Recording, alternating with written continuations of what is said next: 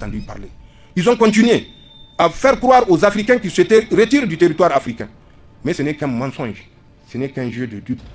Des 5 territoires africains où les Français ont des bases, ils ont décidé de se redéployer sur 15 pays africains. Et en ce sens, on nous parle de retrait. Ce n'est pas un retrait, c'est un redéploiement. À plus grande envergure de 5 pays que vous connaissez certainement, ils se sont projetés sur 15 pays.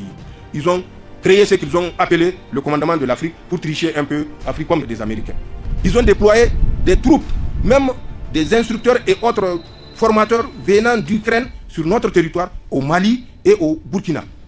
Cela également, personne ne démentira ces propos, puisque l'ambassadeur d'Ukraine au Sénégal est sorti lui-même pour le confirmer avec le responsable des renseignements ukrainiens.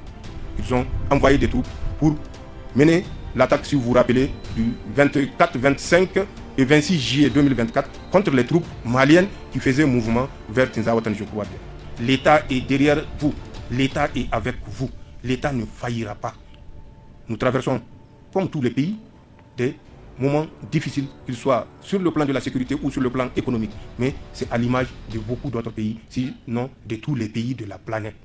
Ceux qui veulent revenir par tous les moyens connaissent ces difficultés-là plus que nous. C'est la guerre informationnelle qui fait croire qu'il n'y a que nous qui souffrons. Tous les pays souffrent.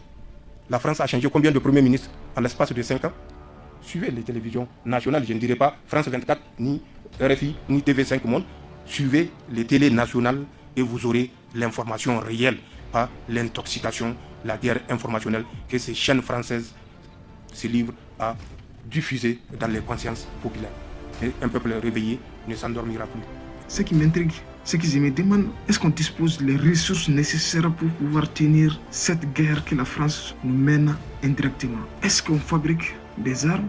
Est-ce qu'on dispose des moyens financiers et tout ce qui va avec? En tout cas, n'hésitez pas de nous faire savoir ce que vous en pensez dans les commentaires. Et si vous avez aimé la vidéo, n'hésitez pas à partager à d'autres personnes aussi. Et on se dit tout simplement à la prochaine vidéo.